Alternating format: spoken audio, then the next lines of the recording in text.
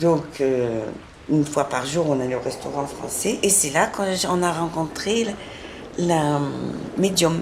Oui, mais je ne savais pas. Hein. Ouais. Parce que toi, tu étais debout sur mes cuisses.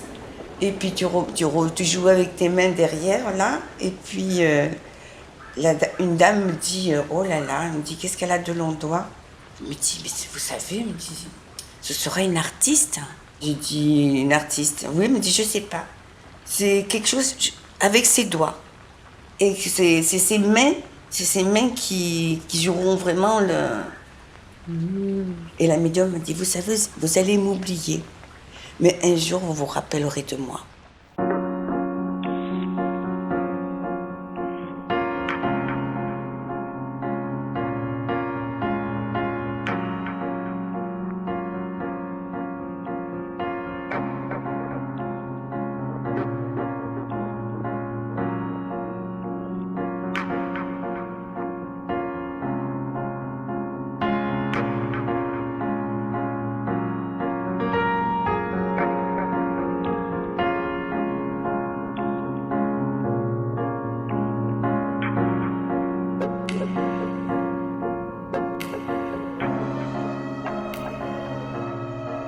Je m'appelle Marion, j'ai 25 ans, je suis française d'origine vietnamienne. J'ai été adoptée à l'âge de 5 mois. Je suis spécialisée dans le storyboard en cinéma d'animation et là je fais de la BD. Après le premier confinement, je me suis sentie assez mal et je savais pas exactement pourquoi. J'avais beaucoup de problèmes, une intolérance au bruit parce que j'étais dans un appartement très bruyant. Du coup, je suis allée voir ma psychologue après le premier confinement. On n'a pas exactement trouvé donc pourquoi j'avais ce problème de bruit, mais elle m'a dit il faudrait peut-être reparler de votre adoption. Ça m'a un peu énervée parce que souvent, à chaque fois, on revenait toujours au passé, etc. Et je m'étais dit, bah non, c'est pas pour ça, etc. Vraiment, en sortant, je me suis dit, euh, en fait, oui, peut-être que il y avait quelque chose que j'avais pas travaillé dessus et où je pensais l'avoir bien accepté et au final, pas tellement. Et c'est là où je me suis dit, où il y avait vraiment une manière de penser, où je me disais, j'ai été abandonnée. Donc dans un point de vue assez négatif, peut-être que je pourrais jamais être aimée, etc. Peut-être que rien ne marchera jamais. J'ai commencé à en parler avec elle, avec ma psychologue, et c'est elle qui m'a dit ce serait bien que vous essayiez à votre manière de parler de ça, d'écrire des petites BD. Ça a été la base du début du projet. Donc la première BD c'était quand parler du moment où on m'a annoncé que j'étais adoptée, comment ça s'est passé.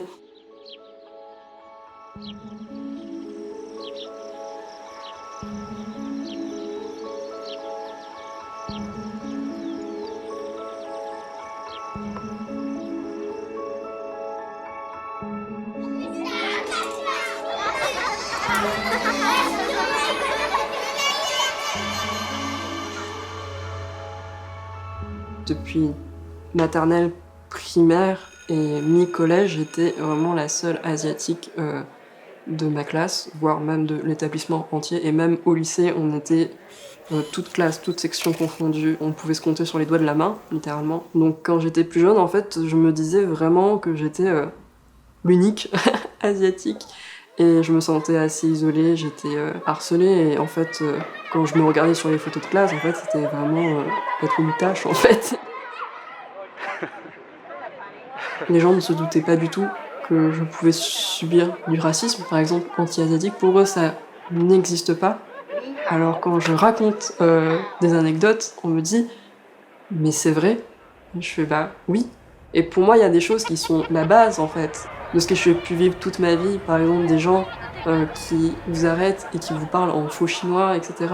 Et ça, j'ai vécu ça depuis la primaire.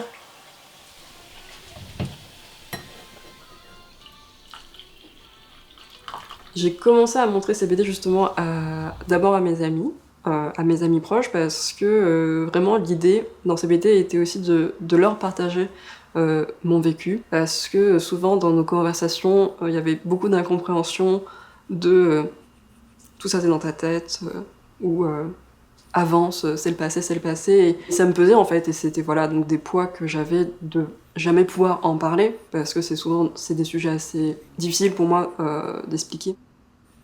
Ils ont été très positifs, ils m'ont beaucoup encouragée, ça les a beaucoup touchés. Certains m'ont dit qu'en en fait, ils s'attendaient pas du tout à ce que je puisse ressentir ça. Mon prénom vietnamien, c'est vraiment ce que ma mère m'a dit vraiment en premier. Elle m'a dit voilà, tu t'appelles Knoka. C'était pour moi ce qui me définissait, le prénom qu'on m'avait laissé, la seule chose à laquelle je pouvais me raccrocher. Elle m'a dit ça veut dire perle noire. Finalement, un peu après, j'ai découvert que ça ne voulait pas du tout dire ça, que ça voulait dire rivière scintillante comme un bijou, mais c'est plutôt pas mal non plus. Mais encore une fois, c'est quelque chose qui, pour elle, pour ma mère, n'était pas si important que ça, alors que pour moi, c'était tout, en fait. J'avais voulu le reprendre quand j'étais en primaire. J'ai abandonné, même si on était prêt à aller donc faire les changements, tribunal, etc. Mais on m'a tout de suite fait comprendre que, même ma mère, que ça allait être difficile pour moi de l'avoir et qu'il valait mieux avoir un prénom français. Donc, du coup j'ai abandonné. Mais du coup, j'essaye de faire exister ce prénom, Knoka, dans mes dessins. C'est ce que j'utilise en tant que pseudo. Et je pense que c'est pas mal parce que le dessin, c'est quand même une grande partie de ma vie, peut-être celle la plus vraie aussi. Donc je me dis que c'est bien quand même aussi. Et pour moi, dessiner, c'était une manière pour moi d'exister à ma manière. Et les gens aimaient ce que je faisais. Je me disais, ils m'aiment moi de la façon la plus pure par laquelle je peux me montrer. Et c'est pour ça que dessiner, c'est vraiment comme... c'est naturel et c'est vraiment comme respirer. Ce que je fais, en fait, les gens s'en fichent de savoir de quelle origine je suis. Ils aiment ce que je fais. Du coup, c'est ce qui me pousse, en fait, je pense, depuis l'enfance, à dessiner pour exister dans ce monde.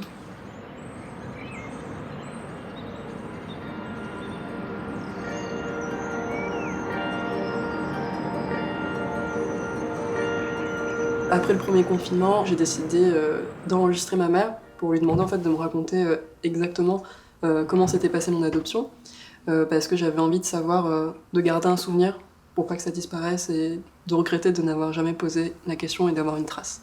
Voilà. Du coup, c'était cet été en Crète. Tu traverses l'hospice, c'était très propre. Tu traverses l'hospice, après tu as une cour et après tu vas à l'orphelinat. Parce qu'au final, c'était pas une ville connue, c'était pas Hanoï, c'était pas Ho Chi Minh, c'était vraiment une ville un peu perdue. Non, c'était dans la campagne. Hein. Ouais. Et puis donc, je suis rentrée donc... Et tu m'as vue. Oui, je t'ai vue. Et mamie m'a vue aussi. Et tout de suite, j'ai dit, est-ce que je peux la changer? Ah bon, pourquoi? J'avais amené des vêtements, parce que tu avais un bonnet de laine. Je trouvais quand même qu'il faisait un peu chaud pour avoir un bonnet de laine. Et puis, genre de pyjama. Et du coup, mamie, elle en pensait quoi d'adopter un enfant que son fils Oh, rien, non, rien. Même quelqu'un qui soit... Non, rien, non. D'accord. Non. Bon, et, du coup, voilà. Et puis, ça s'est fait comme une lettre à la poste. Vous êtes reparti à l'hôtel avec moi. Ouais. Et puis, on est passé à l'hôpital. Tu m'avais pas dit que j'avais le crâne plat? À qui? Moi. Si? J'avais le crâne plat. Eh oui, puis tu avais la gale. Ah bon? D'accord. Ah oui, t'avais la gale. J'avais la gale, c'est quoi la gale? Une maladie de peau, hein. D'accord, ok. C'est quand les gens sont pas propres. Et du coup, j'avais le crâne plat parce que... Parce qu'à l'orphelinat, t'étais toujours couché sur des lattes. Hein. Des lattes? Ah oui. Oui, t'as pas le matelas. Hein. Et parce que dans les photos, j'avais un énorme ventre. Ah ben ça, c'est parce que t'étais mal nourri. Ouais. Voilà. Mal nourri? Ah, il me nourrissait pas? Ben c'est pas ça, mais pour économiser, mélanger le lait avec beaucoup d'eau. Ah. Et couper en fait le biberon avec de l'eau. Et c'est pour ça que tu avais toujours le biberon à la bouche. Ah. Parce qu'il mettait de l'eau sucrée. Ah. Mais bon, tu manquais de vitamines, tu manquais de tout. Hein. Ben alors, ils avaient pas assez d'argent, qu'est-ce qui se passe, tu vois, genre... Ben non, l'orphelinat, ça n'a pas d'argent. Hein. En plus, tu m'avais dit j'avais pas l'habitude de prendre dans les bras. Ah non, tu n'avais pas l'habitude. Tu vois, la première fois que je t'ai prise, tu avais les mains en arrière, les bras en arrière. Ah, comme ça, Je savais pas ce que c'était que de tenir quelqu'un.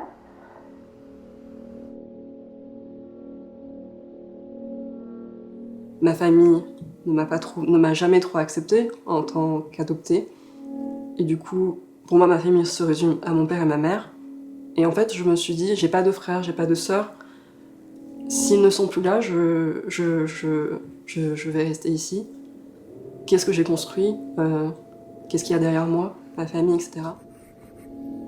Des fois, j'avais des crises d'angoisse, en fait, de me dire, je vais me retrouver toute seule, en fait, parce que je me suis dit, mes parents m'ont voulu, mes parents m'ont amenée ici, mais si mes parents meurent, il n'y aura plus personne, en fait, parce que je n'ai aucun lien ici, aucune attache.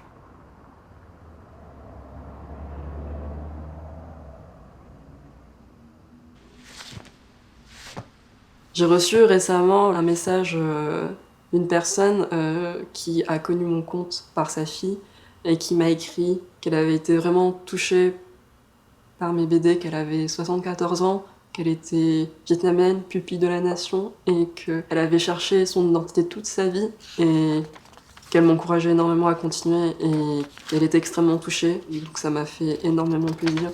Comme d'autres qui pensaient être seuls, en fait, des adoptés, qui n'ont jamais pu en parler et qui n'osaient pas forcément en parler et qui, du coup, pareil, se retrouvaient dans ce que je disais. Ça a totalement un effet thérapeutique. En fait, c'est aussi pour comprendre et pour me comprendre moi-même et pour me dire c'est bon, t'as réussi à en parler. Si t'as réussi à en parler, c'est que t'as assez de recul. Donc tu peux aller vivre ta vie maintenant.